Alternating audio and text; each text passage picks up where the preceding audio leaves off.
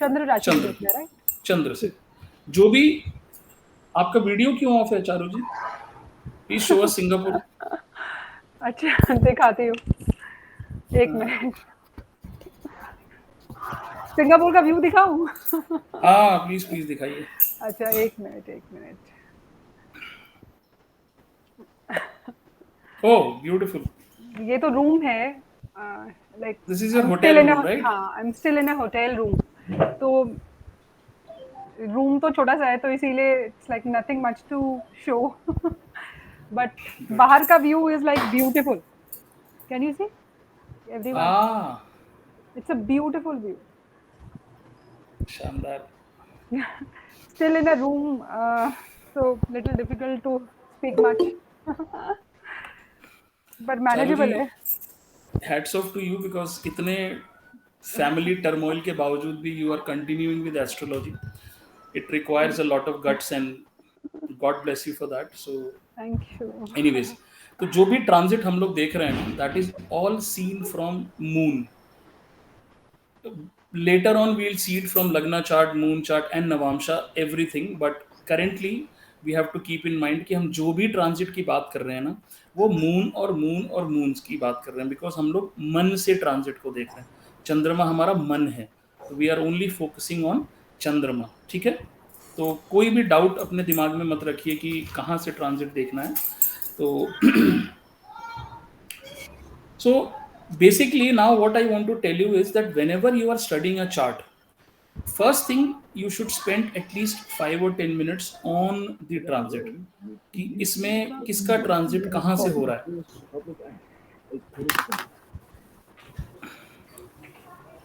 तो specially Saturn, Jupiter, Rahu, Ketu का ये तीन चार प्लैनेट्स का ट्रांजिट आप सबसे पहले चार्ट में देखो बिकॉज 90% ऑफ द केसेस में इवन बिफोर सामने वाला आपको कुछ बोलेगा you will be in a position to tell him कि आप लोग किस उससे Charu Charu ji Charu I mute think करो।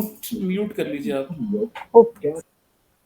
हम्म, तो इवन बिफोर सामने वाला अपनी प्रॉब्लम बताएगा just by looking at his साढ़े साथी और सैटर्न का गोचर या जुपिटर का गोचर you will be in a position to know कि इसके साथ क्या चल रहा है। तो इसीलिए हमेशा जब भी आप चार्ट खोलो ना तो before you look at any other things आप उसका इमीडिएटली एक बार गोचर देख लो। तो गोचर कैसे देखना है, पहले चंद्र कुंडली बना लो और चंद्र कुंडली से आप आज की जो भी प्लैनेट्स का गोचर हो रहा है उसको आप लगा लो।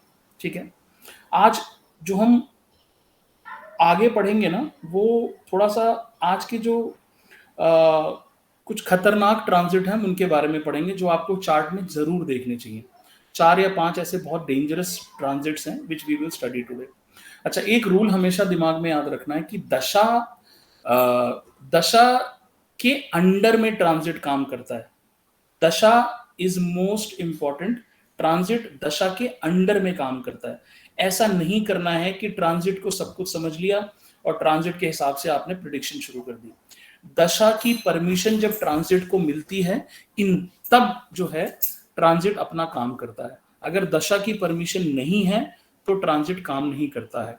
और दशा से भी इंपॉर्टेंट क्या है कि we have to see the promise in the chart. There has to be a promise in the chart. अगर वो प्रॉमिस नहीं है तो दशा कुछ नहीं करेगी, और अगर दशा में वो इवेंट नहीं दिखा रहा है तो ट्रांजिट भी कुछ नहीं करेगा। कितना भी आप ट्रांजिट कर लो कुछ भी नहीं होगा।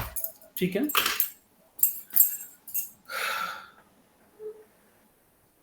तो साढ़े साथी में एक चीज जो अभी मैंने रियलाइज की है कुछ एक चार्ट्स में देख के कि जब साढ़े साथी का फर्स्ट फेज चलता है ना तो या तो हम किसी का डेथ एक्सपीरियंस करते हैं या फिर कोई ऐसा व्यक्ति हो जो बहुत करीब हो या जिससे हम 2-2 घंटे 3-3 घंटे बातें कर रहे हैं रोज, मतलब डेली हम उसको बताते हैं कि आज मैंने ये किया वो किया, ऐसे व्यक्ति का दूर जाना हो जाता है।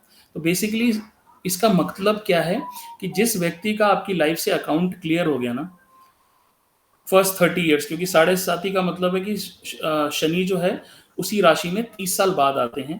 तो ऐसे जो लोग आपके साथ बचपन से और अगले 30 साल तक जुड़े थे, ऐसे लोग आपकी लाइफ से जिनका अकाउंट क्लियर होता चला जाता है या तो उनकी मृत्यु हो जाती है या फिर वो आपसे दूर चले जाते हैं। तो एक ये बहुत अच्छी प्रिडिक्शन बनती है कि जब आपको कोई 7.5 की कुंडली आती है और आप उसको ये बताते हो कि अच्छा फर्स्ट फेज चल रहा है, तो आप उसको बोलते हो कि इस पीरियड में किसी की डेथ हुई थी, तो जैसे कल्पना मैम ने कंफर्म किया कि उनकी mother passed away during first phase of 7.5, और अगर डेथ नहीं हुई होगी तो पक्का कोई नियर एंड डियर वन, या तो किसी इमोशनल मनमुटाव की वजह से, या जैसे अब चारू जी मुंबई में रह रही थी और चारू जी किसी पड़ोसी के साथ बहुत अच्छे संबंध थे, रोज आज क्या सब्जी बनाई है, इधर की उधर जा रही है, सब्जी रोटी है, लेकिन सडनली चारू जी का ट्रांसफर हो गया and she has to go to Singapore. तो इस तरह की इवेंट्स भी 7.5 के फर्स्ट फेज में होते हैं, जब व्यक्ति का बिछड़ना होता है किसी बहुत नियर एंड डियर वंस वालों के साथ। तो चारू जी आपकी 7.5 चल रही है? एक्चुअली मेरे घर में तो 7.5 के लाइव एग्जांपल्स हैं। मेरे ये इतना अपने करेक्ट का है बिकॉज 7.5 में मेरे हस्बैंड का यहाँ पे आना, जो मेरी डॉटर है उसकी भी 7.5 फर्स्ट 7.5, उसका अपनी फ्रेंड्स जिनसे वो बहुत ज्यादा अटैच थी सबसे दूर जाना, एंड देन मेरी जो बड़ी बेटी है उसकी भी 7.5 चल रही है और उसका हम लोगों से दूर हो जाना। तो ये सारी चीजें जब आप फर्स्ट फेज में होते हो ना, तो आपको ये डेफिनेटली मिलेगा, आपको 100% मिलेगा। और जिनका शनि इस समय चौथे घर के ऊपर से ट्रांजिट कर रहा है, अपने हार्ट के ऊपर से, उनको इमोशनली बहुत ट्रबल्स हो रहे होंगे इस टाइम, चाहे वो जिस भी वजह से हो। जैसे आई थिंक चारू जी के हस्बैंड के चार्ट में भी 4-10 का एक्सिस है सैटर्न का, तो ऑब्वियसली मतलब हम लोग इमोशनली तो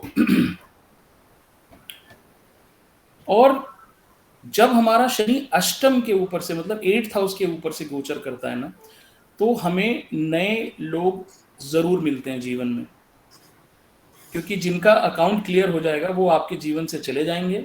और जब शनि आपके अष्टम के ऊपर से गोचर करता है तो शनि फिर से आपके जीवन में नए लोगों को लेके आता है। तो ये कुछ एक मतलब स्नैपशॉट प्रेडिक्शंस हैं कि अगर आपको कोई किसी का रिलेशन होता हुआ दिखाई दे रहा है, मान लो किसी ने एक नया बॉयफ्रेंड गर्लफ्रेंड या कुछ किसी ने एंगेजमेंट किया किसी के साथ, तो कई बार क्या होता है कि शनि अष्टम से गोचर कर रहे होते हैं, इसलिए एक नया बंदा उनकी लाइफ में आता है। क्लियर है यहाँ तक? ओके। सैटर्न, राहु, केतु, जब भी ये तीनों प्लैनेट्स 1, 5 या 9 के ऊपर से गोचर करेंगे ना, तो हमेशा आपको हेल्थ में, वेल्थ में और मेंटल में, मतलब मेंटल या बुद्धि में आपको प्रॉब्लम देंगे। मोस्टली 1, 5, 9 से जब शनि, राहु और केतु का गोचर होगा तो आपको हेल्थ इश्यूज डेफिनेटली आते हैं। का हेल्थ है, 5th हाउस क्या है?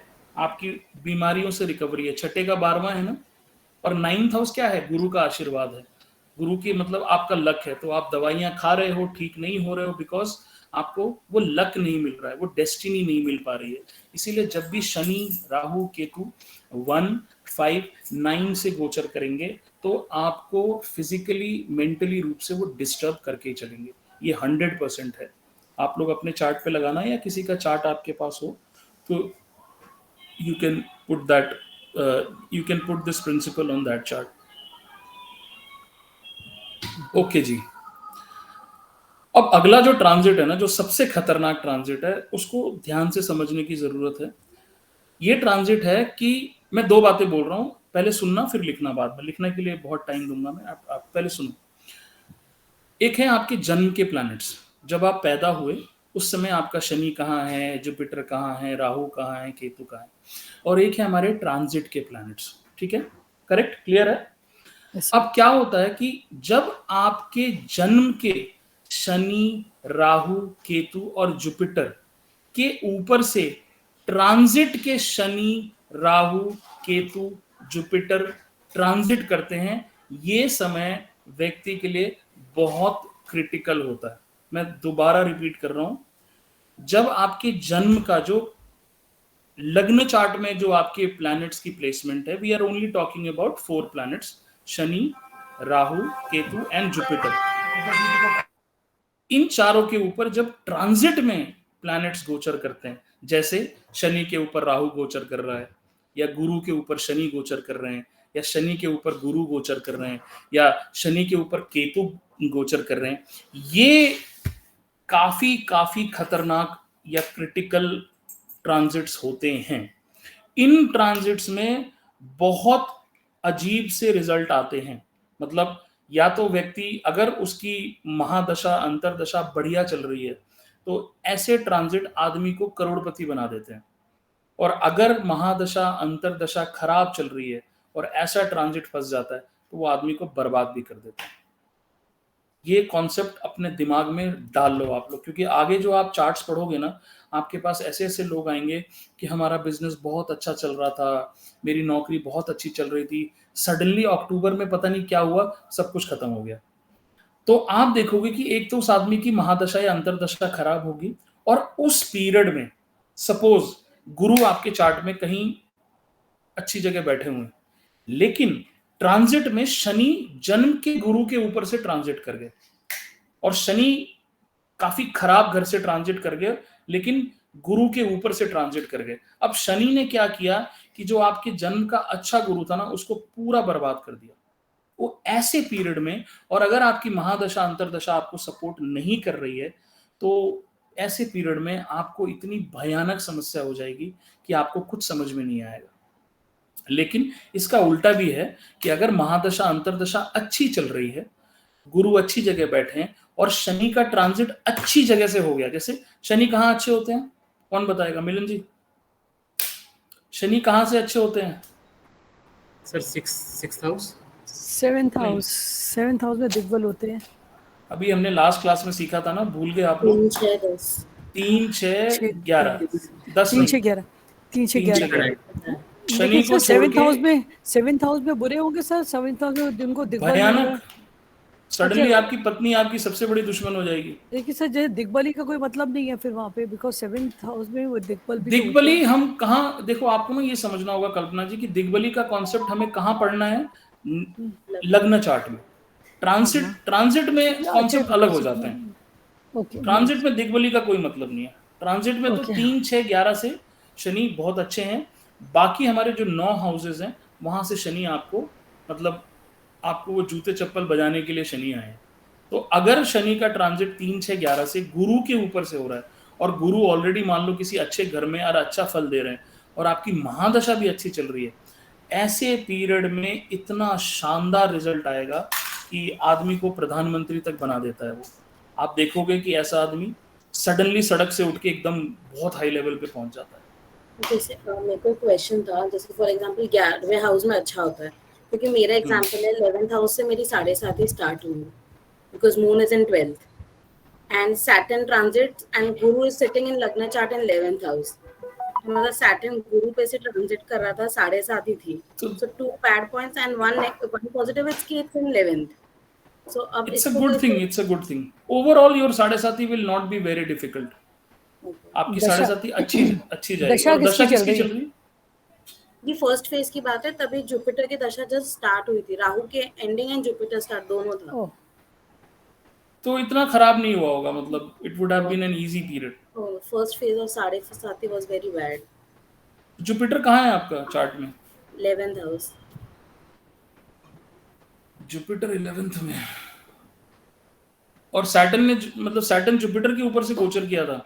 हाँ, 7.5 थी, because moon is sitting in 12th house in मकर राशि।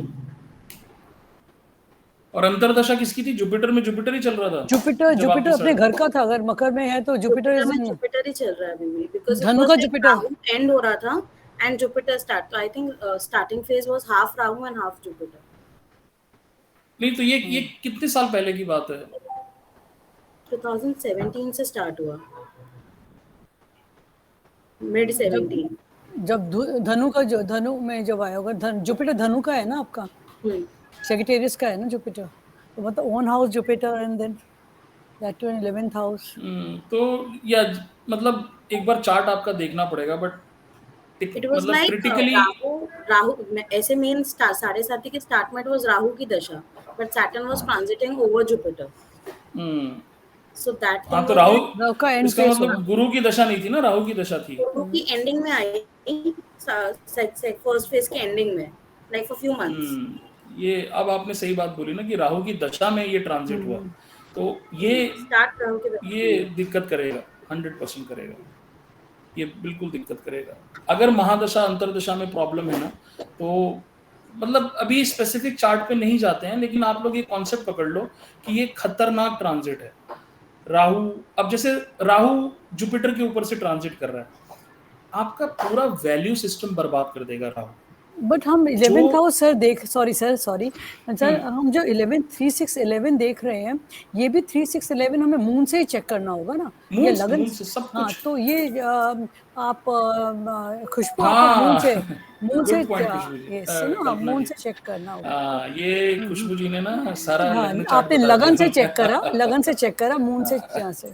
खुशबू जी, बी केयरफुल कि whenever you are talking about transit, good point Kalpana ji. Moon से तो आपका 12वें घर में ट्रांजिट आया ना, Absolutely। बराबर। मून से आपके 12वें इसीलिए घर खराब में हुआ ना, ट्रांजिट आया। हॉस्पिटलाइजेशन भी करा दिया होगा, एक्सपेंसेस भी बहुत हुए होंगे, रात को नींद नहीं आती होगी।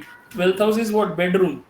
तो 12th हाउस में अगर आप डिस्टर्ब हो तो सबसे पहले आपकी नींद उड़ जाएगी, नींद ही नहीं आती है, कुछ भी कर लो आप। 12th house. अच्छा, हाँ, सपोज अगर ऐसा हुआ कि शनि का ट्रांजिट 6th हाउस के ऊपर से, हम अच्छा मानते हैं 6th हाउस के ऊपर से Correct। शनि का ट्रांजिट हो रहा है और गुरु के ऊपर से हो रहा है, गुरु 6th हाउस में बैठा है, राइट? किसमें? अब देख वो लग्न 6th हाउस चार्ट तो में, मून चार्ट में, मून चार्ट मून में, चार्ट में। सब अच्छा, कुछ मून ठीक है। चार्ट से, मून चार्ट में, क्योंकि हमारा 3rd house 6th house 11th house अच्छा है शनि का गोचर। अगर शनि जुपिटर के ऊपर से निकल रहा है, 6th हाउस के ऊपर से निकल रहा है, विच इज लाइक हम कहते हैं कि अच्छा है, लेकिन कहीं ना कहीं हेल्थ पे क्या बैड इम्पैक्ट डालेगा फिर वो, या नहीं डालेगा? हाँ, तो यहाँ पे क्या हुआ ना, जुपिटर पीड़ित है 6th हाउस हाँ। में। जुपिटर 6th हाउस का अच्छा नहीं है, शनि जुपिटर के ऊपर से जा रहा है, तो मतलब मिक्स रिजल्ट आएंगे। देखना पड़ेगा कि दशा किसकी चल रही है उस हाँ, समय। लेकिन फिर इस केस में 6th हाउस की दशा भी चलनी चाहिए, इसका मतलब। हाँ, अगर 6th हाउस की दशा चल रही है तो शनि फिर बीमार करेगा, तो जुपिटर मतलब लिवर विवर की प्रॉब्लम्स दे सकता है उस टाइम। अच्छा, एक चीज में कंफ्यूजन है मुझे, क्योंकि हम दशा को तो बहुत इंपॉर्टेंस देते हैं। दशा तो रिजल्ट देने के लिए कहते हैं ना, रिजल्ट ही हमें देती है।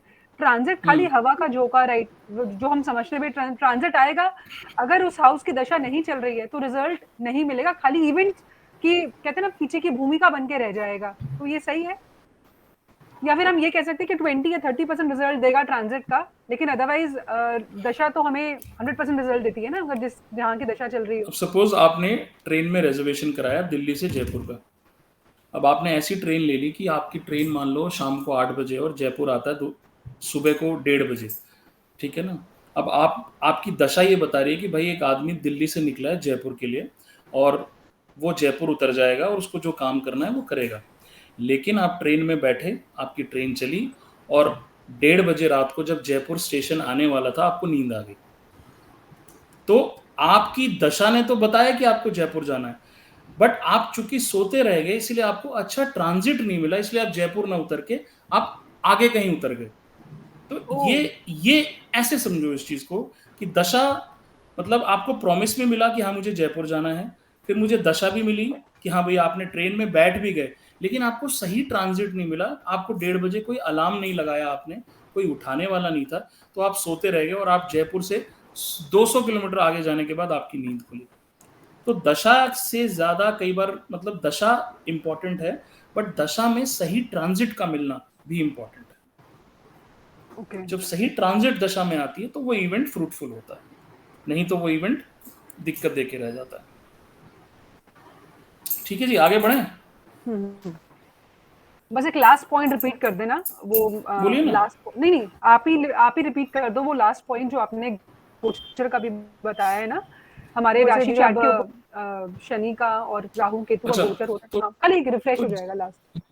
जन्म के शनि राहु केतु और जुपिटर के ऊपर से जब ट्रांजिट के शनि राहु केतु जुपिटर ट्रांजिट करते हैं, तो ये किसी भी व्यक्ति के जीवन में बहुत क्रिटिकल टाइम होता है।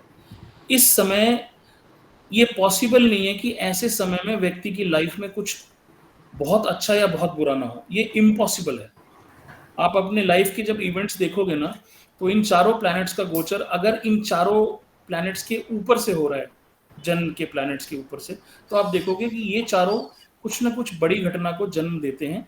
वो घटना अच्छी होगी या बुरी होगी, ये डिपेंड करेगा कि महादशा अंतरदशा कैसी चल रही है या उन प्लैनेट्स की प्लेसमेंट कैसी है। तो ये अभी आप जब चार्ट्स में लगाओगे तो क्लियर होगा, बट कॉन्सेप्ट ये है।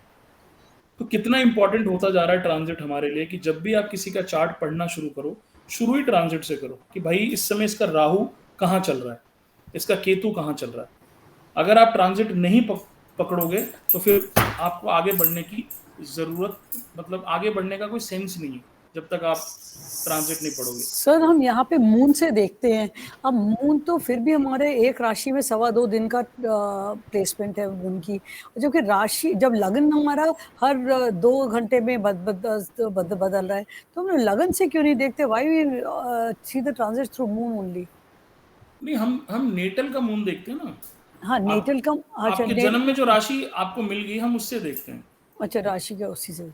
आपका जन्म जब हुआ ना उस समय आप जिस राशि में पैदा हुए, मून आपका जिस राशि में था वो फिक्स हो गया आपका। अब आप उसी से सारा ट्रांजिट देखोगे। ओके, कहीं तो आपको एक वो पकड़ के चलना पड़ेगा ना कि हाँ भाई दिल्ली का स्टार्टिंग पॉइंट ये है, तो कुंडली का स्टार्टिंग पॉइंट वो है। बाकी तो मून 2.5 दिन तो वो पूरे जीवन ही चलता रहेगा उसको इतना, इसीलिए हम मून के ट्रांजिट को कोई ज्यादा वो भी नहीं देते हैं। ठीक है। अब मान लो अब सपोज गुरु का ट्रांजिट जन्म के राहु के ऊपर से हो रहा है। अब राहु खराब है, लेकिन जब गुरु का ट्रांजिट राहु के ऊपर से होता है तो गुरु राहु को क्या करेंगे, अच्छे विचार देंगे। बहुत खराब आदमी भी ना राहु के ऊपर से जब गुरु जाते हैं तो वो थोड़ा सा स्पिरिचुअल हो जाते हैं। ऐसे ही जब राहु जो है वो शनि के ऊपर से गोचर करता है, मतलब सपोज जन्म का शनि है उसके ऊपर से राहु गोचर करता है, तो राहु क्या करेगा, शनि को भड़काएगा कि आप क्या कर रहे हो, मतलब आप इस आदमी को दंडित नहीं कर रहे हो, इस आदमी को परेशान नहीं कर रहे हो। तो राहु और शनि का जब गोचर होता है ये ज्यादा डेंजरस होता है। ये Rahu adds up to Shani's negative powers, और शनि भी अपना राहु के भड़कावे में आके काफी कुछ गड़बड़ करने लगता है। ठीक है जी, क्लियर है? किसने देखी है स्पाइडरमैन रिटर्न या बैटमैन रिटर्न, ऐसी मूवीज देखी हैं? सर अगर प्लैनेट फ्रेंडली होंगे तो भी इम्पैक्ट वैसा ही करेगी? नहीं, प्लैनेट अगर अच्छे हैं और महादशा अंतरदशा अच्छी है तो अच्छे इम्पैक्ट आते हैं। ये आपको राजा भी बना सकते हैं, ये आपके लिए अच्छा भी होगा। Relation between the planet sir, then to they will give you negative effect?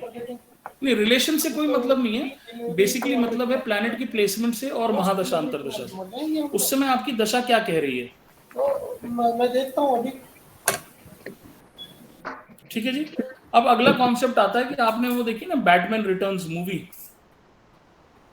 Superman returns, Spiderman returns, अपने इंडिया में भी ना एक कोई रिटर्न वाली मूवी। एनीवेज, अब अगला ट्रांजिट जो होता है जो बहुत ही खतरनाक ट्रांजिट है, इसको बोलते हैं कि जब जन्म के शनि के ऊपर से ट्रांजिट का शनि गोचर करे, इसको वेस्टर्न एस्ट्रोलॉजी में सैटर्न रिटर्न्स बोलते हैं।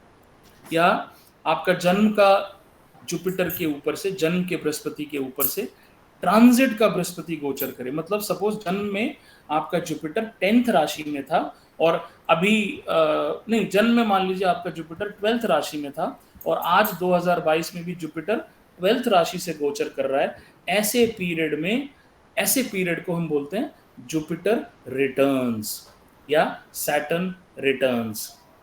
ये मैंने लास्ट टाइम भी ये बताया था कि ये बहुत इंपॉर्टेंट टाइम होता है, और जब सैटर्न और जुपिटर आपके चार्ट के ऊपर से जाते हैं सेम राशि में, इसको हम लोग षष्ठी पूर्ति कहते हैं। जब व्यक्ति के 60 साल पूरे हो जाते हैं तो सैटर्न अपनी राशि के ऊपर से और जुपिटर अपनी राशि के ऊपर से गोचर करते हैं, तो व्यक्ति को बोलते हैं कि ये व्यक्ति सठिया गया है। हम हिंदी भाषा में सठियाना कहते हैं, संस्कृत में इसको षष्ठी पूर्ति कहते हैं।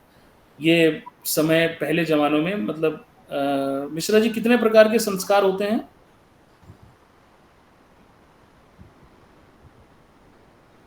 16 प्रकार के। 16 प्रकार के संस्कारों में एक ये संस्कार माना जाता था जिसको षष्ठी पूर्ति कहा जाता था। तो ये षष्ठी पूर्ति एक बहुत इंपॉर्टेंट टाइम फ्रेम होता है लाइफ का, कि अगर आपके मतलब जैसे 60 साल में आप रिटायर होते हो, ठीक है ना, और 60 साल के बाद कुछ लोगों की लाइफ में बहुत बड़ा टर्न आता है। फॉर एग्जांपल बिल गेट्स हो गया, मतलब 60 साल तक, आई डोंट नो उनकी एज क्या है, बट मैं ऐसा अज्यूम करता हूँ कि 60 साल तक उन्होंने बहुत पैसे कमाए। 60 साल के बाद he is more into charity, he is doing, मतलब काफी काम वो कर रहे हैं जो जिसमें दुनिया को चेंज कर रहे हैं वो लोग। तो 60 साल के बाद कुछ लोगों का बुरा समय भी आता है, 60 साल तक बहुत अच्छी जिंदगी जीते हैं, और एनडी तिवारी जैसे 60 साल के बाद उम्र में कोई रेप का आरोप लगा देता है या कोई मतलब गलत आरोप लगा देता है, तो उनकी लाइफ भी खराब हो जाती है।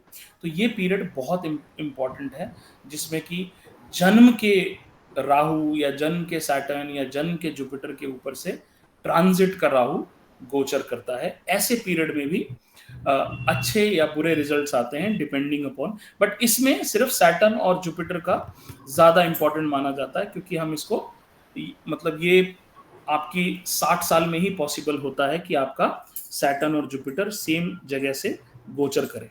ठीक है, अगला कॉन्सेप्ट, ये बहुत इंपॉर्टेंट कॉन्सेप्ट है। ये आपको कुंडलियों में जब कुछ समझ में नहीं आएगा ना, तो इस कॉन्सेप्ट को लगा के आपको रिजल्ट मिलेगा। अब ध्यान से सुनना, सपोज आपके जन्म के समय में राहु मेष राशि में था और केतु कहां होगा? तुला में होगा। अगर राहु मेष में है तो केतु कहां होगा? 7th राशि में होगा। लेकिन अगर ऐसी ट्रांजिट लग गई कि केतु मेष में आ गया और राहु तुला में आ गया, इसको बोलते हैं उल्टा transit, reverse transit of Rahu Ketu. मतलब जन्म के राहु केतु के ठीक विपरीत ट्रांजिट का राहु केतु आ गया। समझ में आ रहा है? ये विजुलाइज कर पा रहे हो? Yes sir. अब मान लो आपके जन्म में 10th हाउस में राहु था, लेकिन ट्रांजिट में आपके 10th हाउस में केतु बैठ गया और राहु कहां चला जाएगा? 4th हाउस में। तो जब आपकी तो राहु जहां भी बैठा होता है आपको उस हाउस से एक विशेष अटैचमेंट होती है, करेक्ट?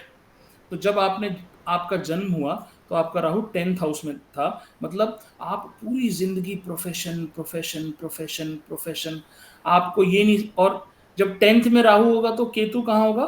4th हाउस में। तो 4th हाउस आपका घर है, ठीक है ना? तो आप अपने, और केतु जहां बैठता है उन चीजों से हम डिटैच हो जाते हैं, correct? Rahu is attachment, Ketu is detachment. तो पूरी लाइफ 10th हाउस के राहु की वजह से आप नौकरी नौकरी नौकरी, 4th हाउस के केतु की वजह से आप 4th हाउस से डिटैच रहे, आपको घर से कम मतलब था। लेकिन अब आया ट्रांजिट। ट्रांजिट में क्या हुआ कि राहु चला गया 4th हाउस में और केतु बैठ गया 10th हाउस में, रिवर्स ट्रांजिट हो गया। अब क्या होगा? इन 1.5 सालों में जो आदमी सारा टाइम नौकरी नौकरी नौकरी नौकरी कर रहा था, वो सडनली नौकरी से नफरत करने लगेगा, वो नौकरी करना ही नहीं चाहेगा। वो सारा टाइम क्या करेगा? उसकी अटैचमेंट किससे हो जाएगी? अपने घर से हो जाएगी। वो ऐसे बहाने ढूंढने लगेगा कि ऑफिस न जाने के बहाने ढूंढेगा। आज मैं लीव कैसे ले लूं, आज सिक लीव ले लेता हूं, मुझे ऑफिस नहीं जाना पड़ेगा। उसकी अटैचमेंट सडनली घर से हो जाएगी। अब सपोज मान लो आपका राहु 9th हाउस में था, एग्जाम्पल दे रहा हूं मैं, तो आप बहुत रिलीजियस व्यक्ति थे, मतलब आपको स्पिरिचुअलिज्म रिलीजन से बहुत अटैचमेंट थी।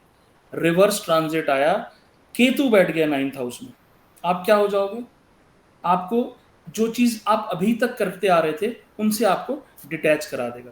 फॉर एग्जाम्पल, आपका बचपन से आपका केतु एक ऐसी जगह पे था कि आप बहुत ईमानदार लाइफ बिता रहे थे, रिश्वत लेना या कोई भी गलत काम आप नहीं कर रहे थे। बट अब उल्टा ट्रांजिट होने की वजह से सडनली आप देखोगे आपको एकदम से ख्याल आएंगे रिश्वत लो। आपने जिंदगी में कभी शराब नहीं पी, ये रिवर्स ट्रांजिट आएगा, आप सडनली चाहोगे कि आप शराब पीने लग जाओ। ये आपको चार्ट्स में लिटरली दिखाई देगा कि यार मुझे नहीं पता मेरे साथ क्या हुआ, इन 1.5 सालों में मेरी लाइफ अपसाइड डाउन चेंज हो गई है। This happens because Rahu Ketu का रिवर्स ट्रांजिट हो जाता है। जिन चीजों से आपको बहुत अटैचमेंट थी, सडनली आप उन चीजों को छोड़ने लग जाते हो। इस पीरियड को बहुत सीरियसली नहीं लेना है, क्योंकि ये पीरियड सिर्फ 1.5 साल चलेगा, जब तक राहु उस एक पर्टिकुलर राशि में है। जैसे ही राहु केतु अपनी राशि बदलेंगे, सडनली वो आदमी वापस से वैसा हो जाएगा जैसा कि वो पहले था। तो आप देखते हो कि सबसे ज्यादा बर्बाद आदमी इसी पीरियड में होता है, क्योंकि अपने वैल्यू सिस्टम को खराब कर देता है। अब ये मान लो रिवर्स राहु केतु वीनस के साथ हो गया, या तो आदमी क्या करेगा, मतलब एकदम से उसको, जैसे मान लो अभी तक उसको घर में क्या कर्टेन लगा है, घर में कौन सा सोफा है, या उसको साजो सामान से कोई मतलब नहीं था, लेकिन रिवर्स ट्रांजिट आते ही वो अपनी वाइफ के पीछे पड़ जाएगा। तुमने कर्टन 20 साल से चेंज नहीं किया, तुमने ये सोफा चेंज नहीं किया, तुम क्या करती हो, तुम इसको चेंज करो। मतलब सडनली एक आदमी अपने अंदर इतना ज्यादा ट्रांसफॉर्मेशन ला देता है कि आप यकीन नहीं कर पाओगे कि ये वही आदमी जिसको मैं जानता हूं। दिस पावर और this kind of sudden transformation comes when there is a reverse transit of Rahu and Ketu. किसी के चार्ट में चल रहा है अभी ऐसा? आपके में? नहीं सर, एक्चुअली अप्रैल के पहले ही राहु केतु 6-12 हो रहा था। वो हो रहा था, और शनि के ऊपर शनि 8th हाउस, और राहु में राहु महादशा अंतरदशा। तो मतलब आप समझ सकते हो सर क्या क्या उलट पुलट जैसे हो सकता है। इसका मैं एक एग्जांपल दूंगा ना, आपको खट करके समझ में आ जाएगा मैं क्या कहना चाह रहा हूँ। आप अनूप जलोटा को जानते हो? हाँ सर। Yes sir. बस इसका बेस्ट एग्जांपल है अनूप जलोटा। पूरी जिंदगी वो भजन गाता रहा, उसका राहु केतु का रिवर्स ट्रांजिट आया और उनके जीवन में पता नहीं उस महिला का नाम मुझे याद नहीं, और ऐसे प्लेटफॉर्म पे कहना ठीक भी नहीं है, उनका जीवन एकदम, तो वो कोई और ही भजन गाने लग गए। तो राहु केतु में क्या पावर है देखो, राहु है भोग, राहु इज ऑल अबाउट भोग, लस्ट, सेक्स, नशा, दारू, ये सब राहु है। केतु क्या है? योग है, स्पिरिचुअल मेडिटेशन। जैसे रिवर्स ट्रांजिट होता है ना, तो आपका योग जो है वो भोग में बदल जाता है, आप एकदम से उल्टे हो जाते हो, एकदम से आप ऐसी हरकतें करने लग जाओगे जो आपने किसी जीवन में नहीं कही है। आप जहां जहां नहीं गए होगे, डांस बार हो गए और या प्रोस्टिट्यूशन वाले एरिया, वहां जाने लग जाओगे आप, आपको लगेगा कि भाई यही सही लाइफ है, डिस्को जाओ, क्लब जाओ, दारू पियो, ये आपको लगेगा यही लाइफ है। जैसे ही वो 1.5 साल का पीरियड खत्म होगा, सडनली आपके दिमाग में एकदम से रियलाइज होगा कि भाई मैं क्या कर रहा था। अब मान लो आपका राहु जन्म में 7th हाउस में, तो आपको किससे अटैचमेंट हो जाएगी? स्पाउस। अपने वाइफ से बहुत अटैचमेंट, हर चीज वाइफ के लिए। मैं हेयर कट कराने जा रहा हूँ, वाइफ से पूछूं, मैं टी शर्ट कौन सी पहनूं, वाइफ से पूछूं, मैं पैंट कौन सी पहनी, वाइफ, मैं बेड के किस तरफ सोऊं, वाइफ से, हर चीज। जैसे ही रिवर्स ट्रांजिट हुआ, सडनली आप वाइफ से डिटैच हो जाओगे। आप सोचोगे ये मेरी जिंदगी में कर क्या रही है, इसका रेलेवेंस क्या है। वाइफ आपकी सबसे बड़ी दुश्मन हो जाएगी। This is the impact of reverse transit of Rahu and Ketu. तो अगर आप कोई भी चार्ट स्टडी कर रहे हो ना, मैं कह रहा हूँ ये मुझे अभी समझ में आया बहुत दिनों बाद कि भैया सारी चीजें छोड़ो, पहले ट्रांजिट के पीछे पड़ जाओ, और ये जितने रूल्स हम पढ़ रहे हैं ना, ये सारे रूल्स ट्रांजिट में लगा दो। तो सर अगर कहा जाए राहु इन 7th house is good for marital life? हाँ क्यों नहीं, राहु तो मतलब पागल कर देगा आपको वाइफ के लिए। ऐसी जिन हस्बैंड्स का राहु 7th हाउस में होता है, उनकी वाइफ बहुत मस्त रहती है, क्योंकि वो उस हस्बैंड की अटैचमेंट अपनी वाइफ से बहुत ज्यादा हो जाती है। लेकिन राहु की अटैचमेंट कैसी है मैं बताऊं आपको। जैसे डर का शाहरुख खान, डर मूवी देखी आपने? यस। वो उस लेवल की अटैचमेंट कर देता है कि मतलब आप जान भी ले सकते हो। मान लो आप वो देखो, अटैचमेंट और उसको क्या बोलते हैं, पोजेसिवनेस, ये दोनों में ना बड़ा फर्क होता है। किससे बात कर रही हो, किसका फोन आया है, किसको मैसेज किया, तुम्हारा फोन 12:02 से लेकर 12:14 तक बिजी क्यों था, ये राहु वाली अटैचमेंट है। जुपिटर की अटैचमेंट क्या है, रिस्पेक्ट लेवल पे होगी, मेरी वाइफ है, जब से मेरे जीवन में आई सब अच्छा हो रहा है। राहु वाली अटैचमेंट कैसी है, वो सारे टाइम ना अपनी बीवी पे उसकी निगरानी बढ़ जाएगी। वो कौन था, किसको देख के हंस रही थी, कपड़े क्यों सुखा रही हो वहां पे, तुम हमेशा इसी खिड़की में से क्यों देख, मतलब दिस इज राहु का attachment. It is good in a way, but जब ये बहुत, क्योंकि राहु क्या है, राहु आपका जुनून है, पैशन है। जो भी चीज आप राहु से करते हो ना, उसमें आपका पैशन बन जाता है, आप पागल हो जाते हो। लोगों की राहु में जब चंद्रमा की, जैसे राहु की अंतर महादशा में चंद्रमा की अंतर्दशा आती है तो रोज लोग एस्ट्रोलॉजी सीखने लग जाते हैं और जुनून की हद तक सीखने लग जाते हैं, क्योंकि मन है चंद्रमा, राहु के साथ मन जब जुड़ गया तो आप पैशनेट हो जाते हो। तो 7th हाउस का राहु जो है ना, वो आपको अटैचमेंट देता है, बट वो बड़ी डिफरेंट टाइप ऑफ अटैचमेंट देता है। आप ओवर पॉसेसिव हो जाते हो अपनी वाइफ के लिए। सर मेरा फलदीपिका राहु में कहा, हाँ मिश्रा जी। हाँ फलदीपिका में कहा गया कि राहु जब 7वें घर में आते हैं या 7वें घर के होते हैं तो डबल शादी कराते हैं और विधवा और वैधव्य योग का निर्माण भी करते हैं। हाँ तो ये ट्रांजिट का नहीं होगा, ये जन्म चार्ट का होगा। जन्म चार्ट का। हम लोग जो बात कर रहे हैं वो अभी ट्रांजिट की कर रहे हैं।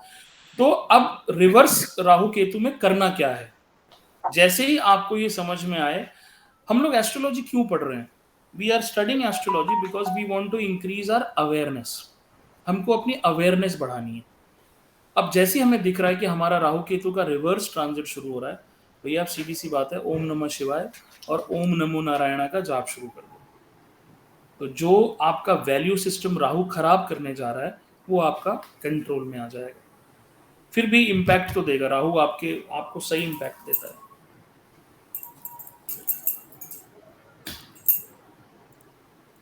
चलें जी, अगला सबसे भयानक ट्रांजिट जो आपको ऊपर से नीचे तक हिला देगा। आज हम जितने ट्रांजिट पढ़ेंगे ना, सब भयानक ही है। ये सब हिलाने के लिए आए हैं आपको। सर एक साथ इतने भयानक मत कीजिए। नहीं, मैं सोच रहा हूँ आज सारे भयानक पढ़ा के फिर हम अच्छा पढ़ेंगे। अगली क्लास में वील स्टार्ट विद नवांशा, और नवांशा पढ़ने के बाद आपको जो मजा आएगा ना, आपको ये समझ में आ जाएगा कि अगर आपका हस्बैंड ऐसा है तो भाई क्यों है, ऐसा क्यों है, ऐसा क्यों है। Navamsha will tell you exactly why your husband likes omelette, why your husband likes chicken, and why he doesn't like बैंगन की सब्जी. This will be told by Navamsha. And it holds both ways, मतलब आपकी पत्नी ऐसी क्यों है वो भी नवांशा से पता तो लगता सर फिर हम स्ट्रेट अवे नवांशा में क्यों नहीं जाते हैं कि उस तरह से इतना जब सटीक जो रिजल्ट्स पता है। चलते नहीं, हैं? सही कह रही हैं आप। बच्चा पैदा हो तुरंत शादी कर दो उसकी। 21 साल क्यों इंतजार करना, तो ये तो अच्छी बात है। नहीं, क्योंकि फिर जब वो नवांशा। नवांशा पढ़ेंगे तो फिर हम सारी प्रोडिक्शन थ्रू नवांशा ही देंगे ना। अब क्या है ना, देखो कल्पना जी, ज्योतिष क्या है, हम एक एक ईंट लगा रहे हैं, मकान तैयार कर रहे हैं, लेकिन बीच की एक भी ईंट आप हटा दोगे ना, मकान गिर जाएगा। तो हमने जो प्लैनेट्स पढ़े, हमने राशि पढ़ी, हमने हाउसेस पढ़े, अब हम ट्रांजिट पढ़ रहे हैं, फिर दशा पढ़ेंगे। तो खाली नवांशा से आप वो नहीं कर सकते, but navamsha is very important chart में, बिकॉज ये आपके 9th हाउस का 9वां हिस्सा है। Navamsha is very important. चले जी, अगला ट्रांजिट जो बहुत भयानक है, और किसी के साथ हो तो प्लीज बताना, because I would personally like to know कि what you are going through right now. इस ट्रांजिट को कहते हैं, राहु केतु एक्सचेंज कर रहा है 4-10, पर जो इम्पैक्ट ने बताया वैसा कुछ इम्पैक्ट मैं फील नहीं कर रहा हूँ। बहुत अच्छी बात है, नहीं कर रहे हैं तो भगवान की बड़ी कृपा है। यस सर, आपकी दशा अच्छी होगी, जुपिटर अच्छी जगह बैठा होगा, कुछ ना कुछ होगा चार्ट में। राहु की दशा चल रही है, राहु में चंद्रमा चल रहा है, लास्ट फेज है राहु का। चलो कभी आपका चार्ट लगाएंगे तो थोड़ा सा देखेंगे। अभी फिलहाल हम अगला कॉन्सेप्ट पकड़ते हैं, जिसको बोलते हैं अष्टम बृहस्पति या अष्टम गुरु। जब भी आपके जुपिटर आपके 8th हाउस से ट्रांजिट करते हैं, ये आपकी लाइफ का बहुत भयानक फेज होता है। आपकी जो पूरी विजडम है, जो आपका पूरा ज्ञान है, जो पूरा नॉलेज है, वो सारा का सारा गड्ढे में चला गया। 8वां घर हमारा गड्ढा है और आपका जुपिटर वहां जाके बैठ गया। बुद्धि आपकी गड्ढे में चलेगी, ज्ञान, संस्कार, सारी चीजें आपकी गड्ढे में चलेगी। ऐसे पीरियड में आदमी लाइफ के सबसे बकवास डिसीजंस लेता है। अच्छी भली चलती हुई नौकरी को लात मार देगा, डिवोर्स ले लेगा, किसी से लड़ाई कर लेगा, मतलब उसकी बुद्धि बिल्कुल चौपट हो जाती है। अंध डिसीजन, ब्लाइंड डिसीजन लेता है वैसे टाइम में। This is very very dangerous. मतलब इसको इतना खराब माना गया है कि मतलब मैं I can not give you Parashar ऋषि ने इसको भ्रष्ट ट्रांजिट कहा है। इसमें जाके आप पूरे भ्रष्ट हो जाते हो, जुपिटर इन 8th हाउस। अगर आप स्पिरिचुअल नहीं हो, अगर आप आध्यात्मिक नहीं हो, अगर आपका ईश्वर से जुड़ाव नहीं है, तो ये पीरियड आपकी लाइफ का वर्स्ट पीरियड होता है। या अगर आपका जन्म का जुपिटर आपको ब्लेस नहीं कर रहा है, तो इस पीरियड में आपको काफ़ी दिक्कतें आती हैं। हाँ, ये थोड़ा सा आपको मतलब अगर आपकी इंक्लिनेशन वैसी है तो थोड़ा सा आपको ये स्पिरिचुअल बनाता है। बट अच्छा, यहाँ पे हो क्या रहा है, चंद्रमा से जुपिटर 8 में जा रहे हैं। कहाँ से जा रहे हैं? चंद्रमा से, राइट। गोचर में हम जब भी बात करते हैं चंद्रमा से करते हैं। आपके मन से अष्टम हो गए जुपिटर। जिस मन में हमारे ज्ञान का वास है, वहां से उस मन से अष्टम चले गए। मतलब मन से जुपिटर कष्ट में चला गया, बुद्धि हमारी कष्ट में चली गई, बुद्धि मन से भ्रष्ट हो गई। मतलब हमारा पूरा का पूरा वैल्यू सिस्टम, थॉट प्रोसेस सब नेगेटिव हो जाता है। हम ऐसी चीजें सोचने लगते हैं जो हम जिंदगी में हमने कभी नहीं सोची होंगी। अच्छा, मेरा क्वेश्चन आप लोगों से ये है कि जुपिटर आपको देता क्या है? जब हम कहते हैं कि हमारे पास बुद्धि है, तो बुद्धि का मतलब क्या है? जुपिटर हमें पावर ऑफ डिस्क्रिमिनेशन देता है। डिस्क्रिमिनेशन समझते हैं आप लोग? अच्छे और बुरे में भेद करना, ये जुपिटर सिखाता है हमको। मुझे किसी ने शराब ऑफर करी और उसने बोला कि ये 20 साल 20 years old vintage single malt Irish whisky है, आप पी लो। आपके अंदर से क्या विचार आता है? 20, ये 50 इयर्स ओल्ड होगी तो भी मैं नहीं पीने का। ये जो डिस्क्रिमिनेशन वाला थॉट प्रोसेस देता है ना, भेद करने का, अच्छे और बुरे में भेद करने का जो बृहस्पति हमें पावर देता है, अष्टम जुपिटर इस पावर को छीन लेता है। आपको गधे और घोड़े में अंतर ही नहीं समझ में आता। आपका पूरा वैल्यू सिस्टम आपको मतलब समझ, आपकी प्रज्ञा जो बुद्धि है ना, उस पर आपके बहुत घातक हमला हो जाता है। आपकी नॉलेज खत्म, आपके संस्कार खत्म, आपका थॉट प्रोसेस खत्म, आपका गलत सही करने का भेद खत्म। कोई है जिसका जुपिटर अष्टम से ट्रांजिट कर रहा है? Oh my God. मिलन जी, क्या कैसा लग रहा है? क्या मतलब कहाँ तो ये इम्पैक्ट आ रहा है? ट्रांजिट मून कुंडली के हिसाब से आपने देखा है मिलन जी? अब ये सवाल किसी ने पूछा ना, मैं गोली मार दूंगा। ट्रांजिट मतलब मून कुंडली, ठीक है? मैं बहुत जल्दी बंदूक का लाइसेंस अप्लाई कर रहा हूँ, मैं गोली मारूंगा अगर किसी ने पूछा। ट्रांजिट मतलब मून कुंडली, चंद्रमा चंद्रमा चंद्रमा, ठीक है? मिलन जी, क्या क्या लग रहा है इनमें से? मतलब सर, जैसे आपने कैसा कहा कि महसूस? ऐसा लग रहा है कि मतलब बुद्धि भ्रष्ट हो गई है, इन द सेंस के ज़्यादा डिपेंडेंसी आ गई है, और जिनको मतलब जिनसे हमें कुछ भी काम भी नहीं है, उस पर भी हम डिपेंड हो रहे हैं। और कहीं ना कहीं मतलब जैसे आपने कहा, सच और गलत में मतलब पता नहीं लगा पा रहे कि कौन सच है, कौन झूठ बोल रहा है, कौन फ़ायदा उठा रहा है। और उसके अलावा भी मेंटली थोड़े डिस्टर्ब तो रहेंगे ही सर, क्योंकि 8th हाउस है, तो सब जगह से कुछ ना कुछ आके चला जाता है सर। और साथ में राहु है, तो वो भी एक अलग इम्पैक्ट है। और 8th हाउस शनि, वो भी अपने काम कर रहे हैं, तो सब कुछ एक साथ हो रहा है सर। ये न सिर्फ बताऊँ ना, मतलब कौन से प्लानेट को क्या मैं दूँ, वही समझ में नहीं आ रहा है। Which planet is responsible for this particular thing. अब इसकी रेमेडी क्या है? तो मिलन जी, इसकी सबसे सिंपल रेमेडी है कि इस पीरियड में ना आपको अपने गुरु से कनेक्ट होना चाहिए। अगर आपने कोई स्पिरिचुअल गुरु बनाए हुए हैं या आपकी फैमिली के कोई गुरु हैं, तो you should spend time with that गुरु। उनके आश्रम में जाके कुछ दिन रहना या उनसे फ़ोन पे बात करना, बिकॉज ये बेस्ट रेमेडी है। You need to connect to your guru, because आपकी जो बुद्धि में जो हलचल चल रही है, जो संस्कार, आप देखोगे जैसे ही आपका अष्टम शनि हटेगा, आपका जुपिटर कहाँ से गोचर करेगा? 9वें घर से। अप्रैल मई में जुपिटर का गोचर चेंज होगा। जुपिटर जो है मेष राशि में आ जाएंगे और आपका जीवन सडनली उसके बाद से बिल्कुल चेंज हो जाएगा। अच्छा, जुपिटर की एक खासियत है, इसका लॉजिक मुझे नहीं मालूम, बट जुपिटर परेशान करते हैं शुरू के 3 महीने। जब आपका ये गोचर लगा होगा ना, तो पहले 3 महीने में तो आपकी वाट लग गई होगी, क्योंकि जुपिटर मैक्सिमम कष्ट जो है ना वो शुरू के 3 महीने में देते हैं।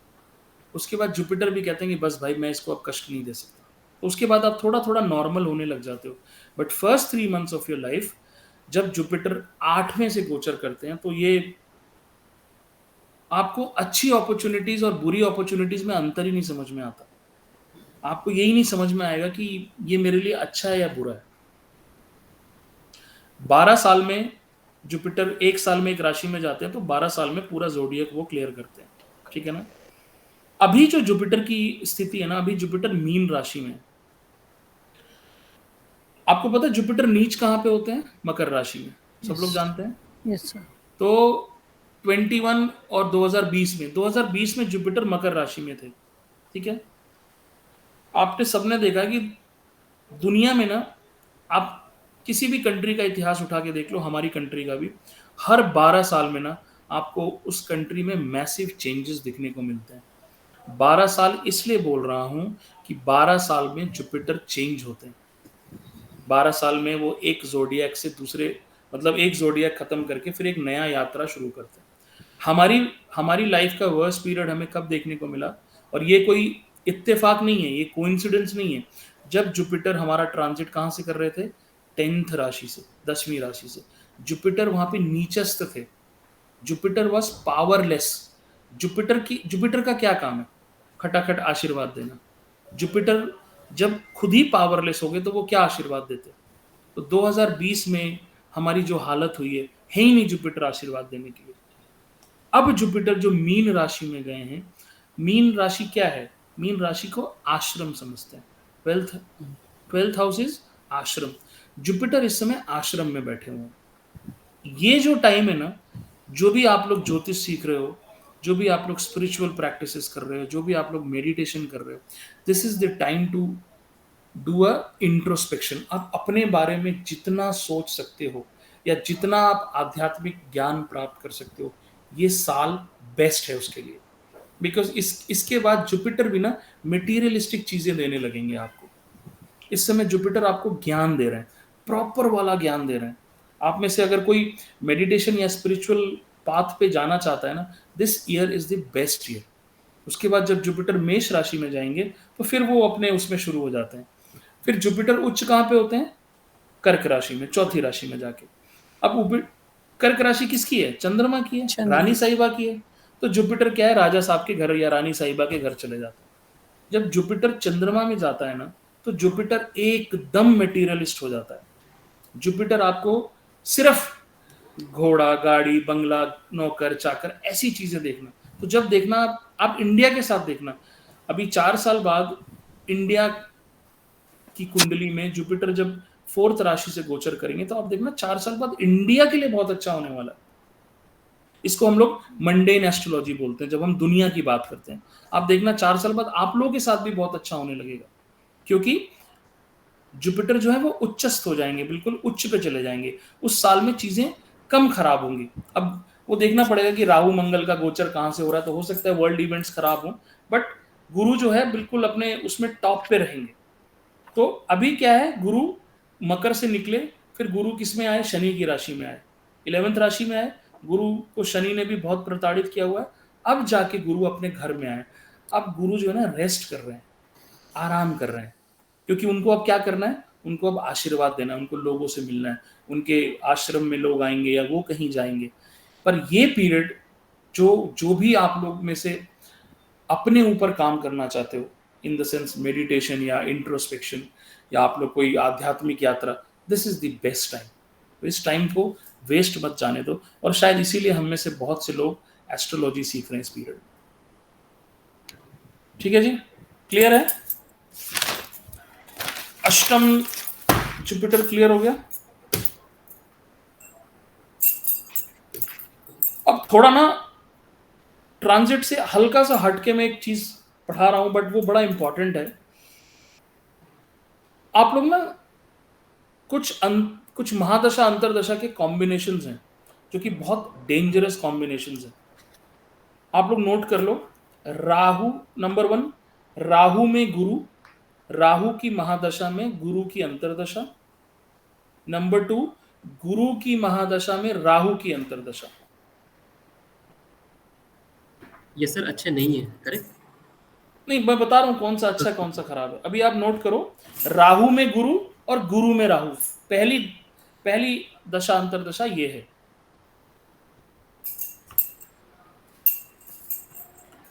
राहु में गुरु नंबर 1, नंबर 2 गुरु में राहु। राहु में गुरु मतलब जो महादशा है उसका घर है और जो अंतरदशा है वो विजिटर है, ऐसे समझो, ठीक है। जो महादशा है उसका घर है और जो अंतरदशा का प्लैनेट है वो विजिटर है। तो महादशा किसकी है? राहु की। और विजिटर कौन है? गुरु। तो जब राहु के घर में गुरु जाते हैं, ये दशा बहुत अच्छे रिजल्ट देती है। गुरु जो है वो राहु के घर में जाके राहु को पवित्र कर देते हैं, इसीलिए इस पीरियड में आपको बहुत अच्छे रिजल्ट मिलते हैं, राहु में गुरु। लेकिन दूसरी दशा हमने क्या पढ़ी? गुरु में राहु, महादशा गुरु की, अंतरदशा राहु की। इसमें क्या होता है? गुरु के घर में कौन जा रहा है? राहु। गुंडा। एक संत के घर में एक गुंडा जा रहा है। ये दशा बहुत खराब होती है, बहुत खराब दशा होती है। इस पीरियड में आप मूर्खों की तरह बिहेव करने लगते हो, आप सोचने समझने की शक्ति खत्म हो जाती है, आप बहुत इम्पेशेंट हो जाते हो, आप बहुत डेस्परेट हो जाते हो, आप फालतू के रिस्क लेने लगते हो। गुरु में राहु इज वर्स्ट दशा। गुरु की दशा 16 साल की होती है, जिसमें से 14 साल तक गुरु की दशा में जनरली लोगों के साथ अच्छा होता है। लेकिन जैसे ही गुरु की लास्ट अंतरदशा राहु की आती है, वो दशा उस अंतरदशा में व्यक्ति के साथ बहुत खराब चीजें होने लगती हैं। क्लियर है ये? राहु में गुरु, कौन किसके घर में जा रहा है? राहु के घर में गुरु जा रहे हैं, मतलब गुंडे के घर में गुरु जी का प्रवेश हुआ तो गुंडा भी चेंज हो जाता है। लेकिन जब गुरु जी के घर में दाऊद इब्राहिम का प्रवेश होता है तो गुरु जी की वाट लग जाती है। इसीलिए आप अपनी दशा चेक करना, इन दशाओं से हमें सावधान रहना है। क्लियर है? नेक्स्ट सबसे शानदार दशा जिसमें आपको बहुत मजे आएंगे, राहु में केतु और केतु में राहु।